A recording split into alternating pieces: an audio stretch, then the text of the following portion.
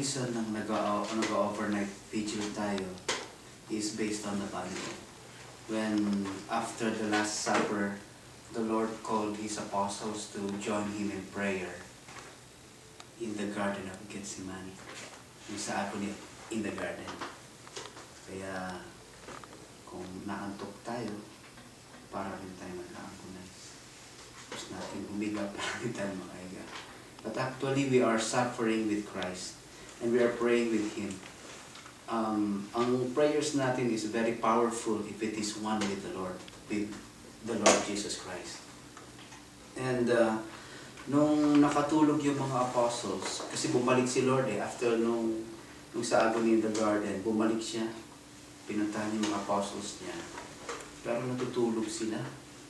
Kaya sinabi ni Lord, could you not watch 1 hour with me? Yan yung hiningi niya, 1 hour with me. So doon yung nakuha natin yung holy hour. Yeah. And ngayon naman, nagbibigil tayo before the Blessed Sacrament. We are joining the Lord in His sufferings in the agony in the garden. Kasi yung what separates man from God is sin, yung kasalanan. And to think that it took the Son of God to save us from sin means that it is the will of God our Father in heaven na hindi tayo mawala sa Kanya. Kasi pag yung kasalanan talaga ang maghihiwalay sa atin sa Panginoon. Tulad ngayong sa modern days natin, yung sin parang okay lang, parang hindi na masyadong pinapansin. Pero actually, this is a work of the devil. It is the work of the devil for us not to realize that we are committing a sin. So, ang tawag dyan ni Pope Benedict XVI is the tyranny of relativity. Yun ang tawag niya. It is the prevailing mindset of mankind today na everything is relative, walang absolute. When to think that God is absolute and sin is absolute separation from God. Kaya kung iisipin natin, hindi sana magpaplano ang Lord na iligtas tayo kung okay lang ang kasalanan. Diba? Pero kung hindi okay ang kasalanan, hindi rin okay sa Kanya na basta tayo mawala. Kasi He created us and He wants us to be with Him forever and ever sa heaven. Kaya lang kasi sumablay si Adam and Eve noon. Kaya yung isang disobedience nila, natanggal sila sa paradise. Can you imagine that? Nandoon na sila sa paradise, but because of one mistake, and that is to disobey the Lord, na-separate sila.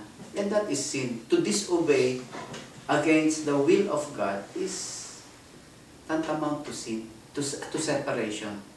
Kaya mabigat yung kasalanan. Kaya yung agony in the garden is, kung bakit nag-suffer si Christ, is because He realized, nung nagdadasal siya, sinasabi niya, nag-struggle si Jesus Christ Sabi niya, kung pwede lang, alisin mo na sa akin to. I cannot, parang hindi niya ma-take na mamamatay siya. Kasi it flashed before Him all the sins of man. And para sa Kanya, why should I die for these people who are committing sin? Para bang, what for? Diba? Pero, kasi gusto ni God the Father na maliligtas ang tao lang sa pamamagitan ng Kanyang anak na si Jesus. Kaya, yun yung agony. He sweat blood, nagpawis siya ng dugo. So, ibig sabihin, mabigat talaga yung sin na ngayon sa mundong ito, it's everywhere. Kaya, kung kayo, tulad kanina, kumain ako ng palaka. Yung ulam ng mga pari kasi frog. Masarap. Alam niyo yung frog, kapag yung frog, inilagay mo sa mainit na tubig, halimbawa, sa palayok na nasa kalan, buhay yun, ilagay mo doon, makakatalon pa yun Makakatalon pa siya. Pero yung frog na ilagay mo sa malamig na tubig, gusto niya. Pero yung isalang mo, yung palayok, isalang mo sa apoy, unti-unting umiinit yun. Hindi niya namamalayan, naluluto na pala siya. Yun ang nangyayari sa atin ngayon. Yung sa paligid natin is maraming sablay ang tao, loose ang tao ngayon. Kaya kung babad ka sa ganon, in the end, mahuhulog ka rin sa ganon. Kung parang palaka kang nilagay sa malamig na tubig, painit ng painit, hindi mo na halata, naluto ka na. Ganon yung mangyayari sa palaka. Kaya yun ang point kung bakit tayo nag-vigil. Because the Lord has agonized in the garden when the sins of man flashed before Him. So, ang tawag dito is communion of reparation. Ginagawa natin. Kung binabasa natin, iniintindi natin yung 9 divine hours, it's always asking God for forgiveness for the sins committed against the Sacred Heart. Paulit-ulit yan. Ibig sabihin, we are praying for those who are not praying. We are praying for those who are committing sin right now. We are asking forgiveness for the sins committed by our generation against God. Kanina, pumunta ako sa recollection ng Opus Dei. Every first Friday yon 6 p.m. Kaya kanina naantay ko yung mga young men. Kasi pang young men yun eh. Kaya lang wala eh. Kaya ako ang young men. So, ang sabi ng pari doon, kasi medyo na-late na ako ng 30 minutes, sabi niya, he was talking about sin. He was talking about confession. That confession reconciles us to God. So, ibig sabihin, when we were baptized, we were given the grace, the seal of the Holy Spirit, nung nabaptize tayo. And we were given the strength to go to fight against sin. Kasi we became children of God. Kasi kung hindi ka pa nabaptize, that means you are sons and daughters of the devil. So baptism makes us right with Christ by becoming His children. So, but along the course of our lives, sumasablay tayo because we are fallen nature eh. Dahil sa original sin, nakalalaglag pa rin tayo. But confession will bring us back to the grace. Ibig sabihin, if we are under the grace of God, we are in friendship with the Lord.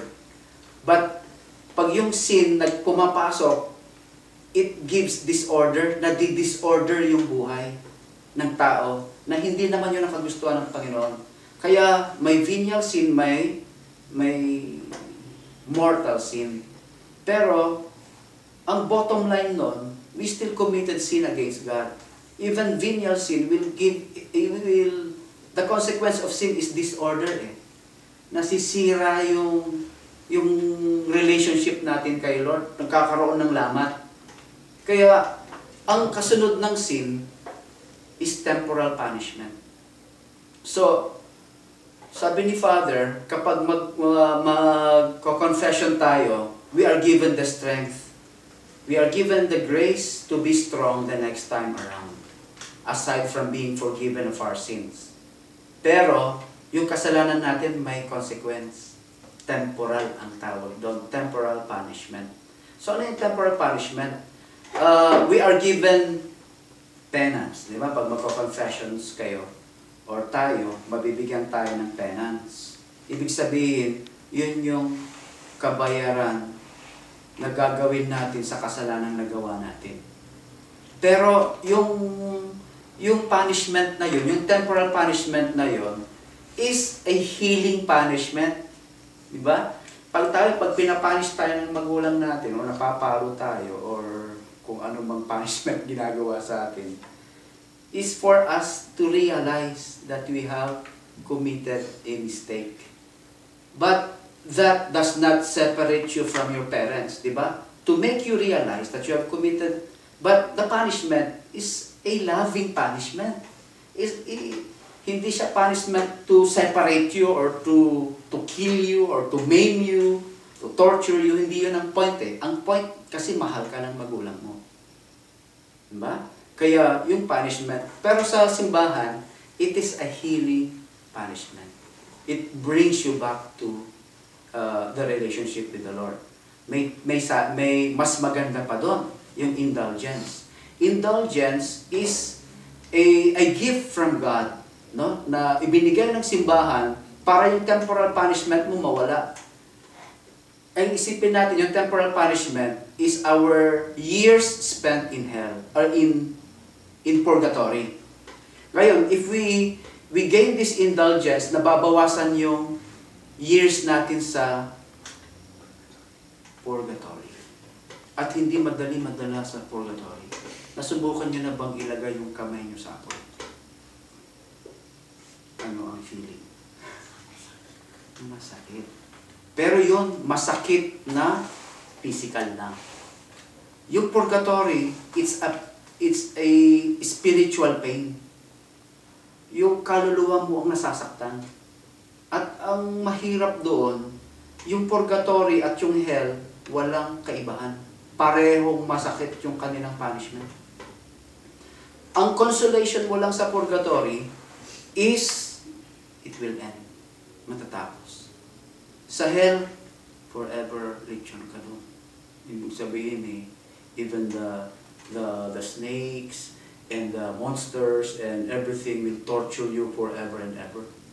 It is an eternal punishment. It is a punishment that is, there is the absence of God. Mabigat yun. Kasi you are forever separated from God. Ang isinisigaw ng mga kaluluwa sa hell, where is God? But they will never see God. Yun ang pinakamatinding punishment. Sa purgatory, there is still the hope that you will see God at the end of that punishment. Kaya yung purgatory, may hope siya eh. Kasi matatapos yung punishment.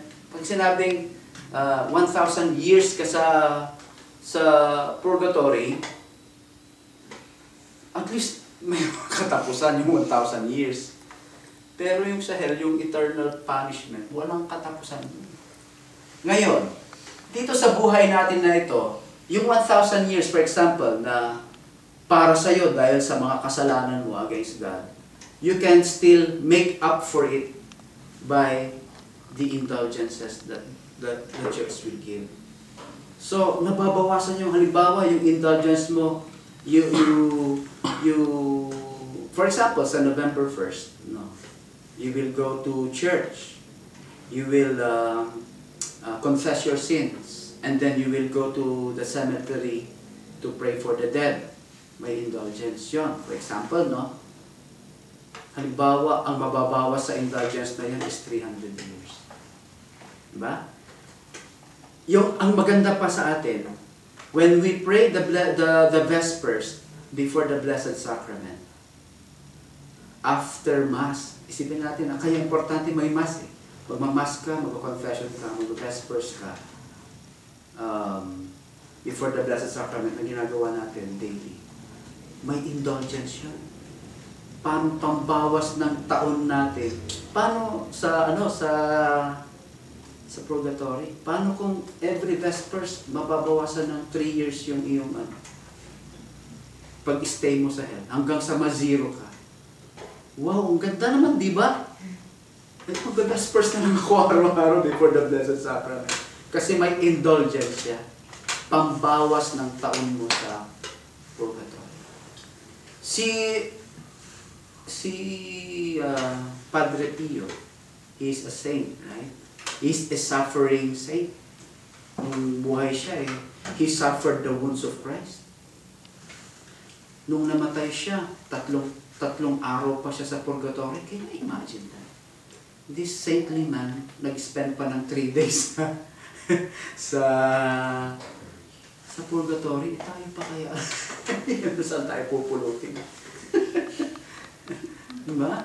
Kaya hindi ko naman sinasabing makasalanan tayong lahat. Pero ako, as I assess myself, wow, kahit na anong ginagawa ko dito sa mundo. Nakita ninyo yung reading kanina? Sinabi doon na even the brilliant deeds, di ba? done out of disobedience is useless before God. Wow! Sayang pa rin yung kabutihang ginagawa natin sa mundo kung nagdi-disobey pa rin tayo kay God. Diba? Kaya, where will I put myself? Where will we put ourselves? That's why we are praying. Bakit tayo nagdadasal? Para malinawan yung isip natin. At kasi yung mundo parang basura eh. Alam niyo yung basura? Minsan di na natin alam na lumalangoy tayo sa basura. If you are praying, umaangat ka from there and you can see where you are in this world. That's why the Lord is giving us a chance to do something about it. Kaya very important yung prayer. So this is a way for us to reconcile ourselves to God by praying, by asking for forgiveness, by going to confessions, and doing works of mercy. Yung pagpunta natin sa abandoned children, kung naintindihan niyo yung reading last Sunday, sabi nung reading last Sunday kay James, ewan ko kung naituro ko sa inyo, sabi doon sa James, true religion that is pleasing before God and the Father is this: to comfort the orphans and the widows in their affliction. This is the true religion that is pleasing to God. Wow! So, ibig sabihin, we have to comfort yung mga abandoned, yung mga orphans. Kasi yung orphans, kagaya natin, di ba? Kanina mga sharings nung, you are thanking God. Forever grateful kayo kay God. Bakit? Kasi may parents kayo nag-aalaga sa inyo. Sino nag-aalaga sa kanila? Strangers. Diba? So, what can we do? It is not enough that nagpasalamat tayo, but we have to do something about them. Tulad ninyo, naghanap kayo ng gift para sumaya naman sila. Pagdating nyo doon, basta na lang sila yayakap sa inyo. No? Kasi they are longing for a parent. Bino, lumaki kayong alagang-alaga kayo. Minsan nga, sinusuwag nyo pa nga yung nag-aalaga sa inyo. Kakagatin nyo pa yung kamay ng nagpapakain sa inyo. Awan ko ba? Compared to them, they will never experience that. Diba? What are we going to do with that? We pray for them na makakuha sila ng foster parents. Yun ang ipagdasal niyo sa kanila. Si Bishop, sumama sa atin minsan, and he did something about it. He offered the orphans to his friends na nasa abroad. And now they are contacting the SW. So, there's something that Bishop did, di ba? Na kahit isa o dalawa doon maampon. Mabawasan. Maganda nga, wala na tayong ipisikain doon. Pero, isipin ninyo, di ba yung sharing ni Lamam doon? Ito lang dito lang sa Baguio merong ganyan. Sa ibang lugar, wala. Isang pupulutin yung mga batang nawawala sa lansangan. Sa Manila nga, 2 years old, nagra-rugby na eh. Kasi wala siyang magulang. Nandun siya sa kalsada, sinong ginagaya niya? Yung mga street children din na gumagawa ng masasama. Paglaki ng mga yun, delikado na tayo kasi mga kriminal na yun. So we cannot say that wala tayong pakialam. So my dear friends, this is a challenge for us in this generation. What can we do kaya? What can we do? So, aside from us asking God for forgiveness, sabi sa Bible din, charity covers a multitude of sins. So, isa pang pangbawas ng kasalanan is to do something to the less fortunate. Maraming less fortunate. Minsan, niloloko ka pa nga ng less fortunate nito eh. Ang kalalabasan mo, unfortunate. Kasi niloko ka pala. Nabudol-budol ka. Gusto mong tumulong, niloloko ka na pala. Pero sa tingin ko, it is, ang point doon hindi siya eh. Ikaw, how will you help? How will we help? Eh, ang dami natin. We are fortunate. May families tayo. Hinatid pa tayo dito. Salamat tayo. So, there are things that we must do. Ngayon, kayo as students, how will you do the will of God? As students, you have to study. Pagpatihin niyo pag-aaral niyo kasi will ni Lord. Yan. It is your duty as a Christian student to perform well in school. Sabi ni Father kanina, kasi siya, counselor siya ng mga estudyante. Yung school exclusive, yung mga kabataan, hindi nag-aaral, niloloko nila class nila. Tinawag niyo yung mga estudyante. Ito gagawin natin, kwentahin natin ang ginagastos ng magulang niyo sa inyo. Magkano ang kinakain niyo araw-araw? For example, sa isang meal niyo magkano? 45 pesos per meal. So you will eat in your house at least 3 times a day. Diba? So magkano yun? 45 times 3 times 30 days. Because 1 month yun. Times 12. 3 times a day pa lang yun. Wala pa kayong baon. Wala pa kayong... damit nyo. Kwentahin natin yung damit nyo. Nagulat nga yung magulang. Alam nyo yung kinwenta yung presyo ng isang bata? 2 million pesos. Isang taon. Inabot sila ng 2 milyon. Ilan kayo sa pamilya? Pati yung magulang nagulat, ha? Ganun kalaki yung ginagastos ko sa'yo. So, pera pa lang yun. Kasi ang estudyante, pag walang numbers, they don't care. Basta lang, basta ganito, ganyan. Pero kwentahin mo yung hinihingi mo sa magulang mo. Magugulat kayo kung paano sila nakukuba sa magpapaaral sa inyo. Tapos makakarinig pa sila ng hindi maganda sa inyo. Talagang unconditional talaga yung pagmamahal ng magulang. So, if you put it into numbers, you will know where we stand as a Christian student, as a child of God. So, dito pa lang makikita mo na, sabi nga how can I repay? Diba? Kaya na kinanta natin yung how can I repay the Lord? Paano tayo natin siya babayaran? Sa sobrang pagmamahal na pinapakita ng Panginoon sa atin sa pamamagitan ng iyong mga magulang. Diba? Na hindi mararanasan ng mga abandoned children. So, ipagdasal natin sila. Kasi, pag darating ang panahon, mas maswerte sila sa inyo. Kasi ang mag-a-adapt sa kanila, mga multi-millionaires, billionaires, barons, kings and queens, di ba? Sa kanilang ganong kahirapan nila. So, tayo din. But it doesn't matter. Kasi, ang point natin, lahat ng mga ito naman, iiwan natin sa mundo eh.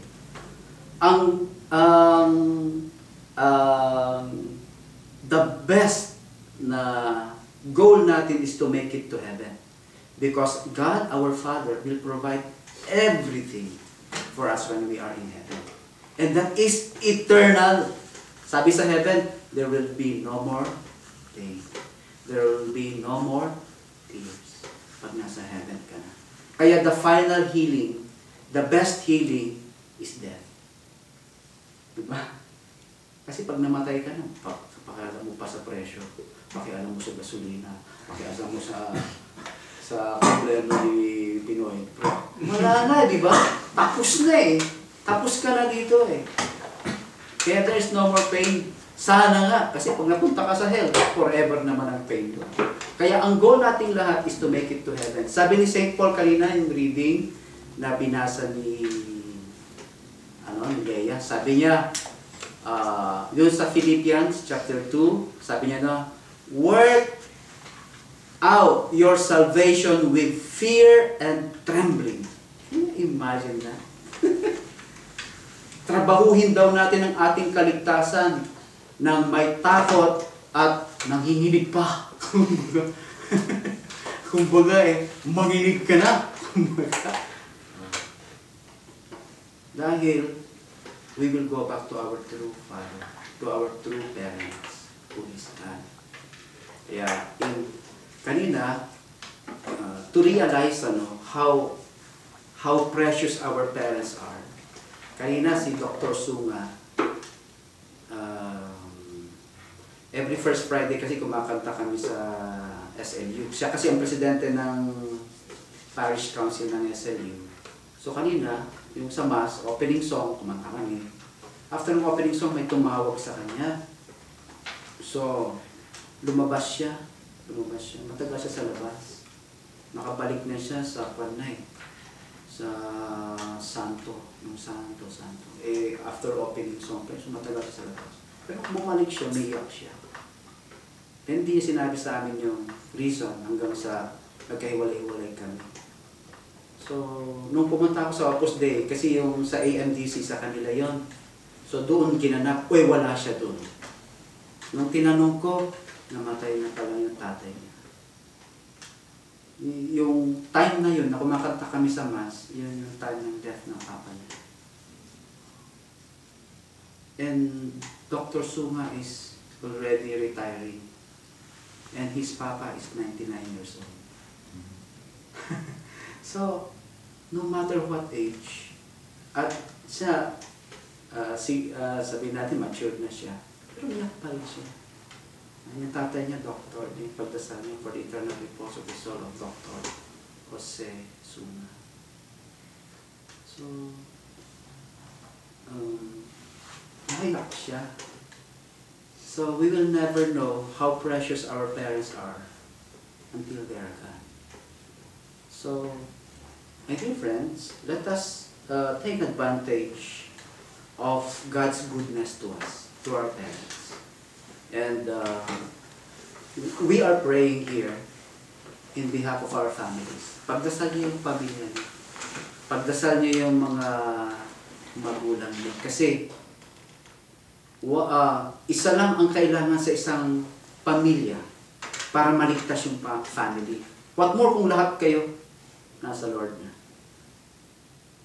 And that's the example of Noah. Noah saved his family when he was the only righteous man left on earth. Dapat na-wipe out na lahat. But Noah saved his family because of his righteousness. In that same vein, yun din ang message ng Panginoon sa atin. Because those who obey the Lord will receive blessings up to 1,000 generations. Yung blessing na matatanggap ninyo, ang magbe-benefit dyan up to your 1,000 generation. Just obey God. Mag-isa mo pa lang yun. Paano kung dalawa kayo? 3 kayo, 4, 5, buong pamilya. Wow, ilang generation ang magtatamasa ng blessing na bibigay ng Panginoon. But when we disobey God, the disorder of the life, because of the consequence of sin, will suffer. Magsasuffer yung family mo hanggang sa 4th generation. It is in the Bible if you read it sa Exodus. So, God does not lie. And God, as He is a loving God, is a just God. Sabi niya, He will exact revenge. Ang bigat yung gano'n. Babaw, may revenge pa siya. Kaya lang maganda, He has wiped out all of this because of Jesus Christ. So when we put our faith in Jesus Christ took away that already. Yung mga punishments na para sa atin sana, matanggal na. Diba? Halimbawa, naglalaro kayo ni Isaiah at saka si Raymond at saka si Ismael dyan sa labas. Naglalaro kayo dyan ng badminton, ng basketball, ng baseball. At yung bola tumama doon sa cathedral glass, nabasa. Siyempre, dumaan si Father Manny Panayos. Yung nakabasa ako nito. Siyempre, kayo nakabasa eh. No? Siyempre, aminin niyo. Siyempre. But still, Father, siya po. Hindi po siya. Siya. So, nagkasala kayo, sabi ni Father, alam niyo, ang maganda sa mga pari, once you ask for forgiveness, inalin mo na kasalanan mo, ang maganda sa mga pari, patatawarin ka. Why? Because yun ang ministry nila eh. Ang ministry ng pari, magpatawad. At ang maganda sa pagpapatawad nila, sacramental patawad pa. So, aalis na lang ba kayo? Dahil napatawad na kayo? Anong gagawin niyo? Ha? God bless. Anong gagawin ninyo? Magsaserve. Kasi naglaro kayo dyan. Pabasa kayo ng cathedral glass. Ha? Papalitan si Father? Papalitan bola. Yung bola. Yung nabasag. Papalitan yung nabasag. Ang tawag doon, reparation. I-repair niya. Kasi nakasira eh, kabasag eh. Yung generation natin, ganun din. Nakasira tayo, nasaktan natin yung puso ni Lord. Nabasag natin yung heart niya. His heart is broken. Kaya tayo nandito para mag-repair. Hindi naman natin mababayaran yun. Ang kabayaran naman ng kasalanan ay kamatayan. Sino ang namatay para sa ating kamatayan? Si Kristo. Ngayon, hindi nakabasag kayo. Dapat mahal yun eh. Kaya niyo bang bayaran? Hindi. So darating si Ate Shen. Sabi niya, ako nang bahala dyan. Diba? Kasalanan niyo yun. Kasalanan niyo yun, nakabasag kayo, kaya lang, sasabihin ni Ate Shen, sige bang bahala dyan. Yun yung tinatawag na indulgence. Somebody took upon himself the sin that should have been yours. The punishment that should have been yours, somebody took it. That's the way Christ did it for us. Nakasira tayo, pero si Kristo, tinake over niya. So, hindi ba tayo magpapasalamat kayo? Kay Jesus Christ. Kayo, hindi kayo magpapasalamat kay Ate siya dahil siya magbabayad yung nabasa niya.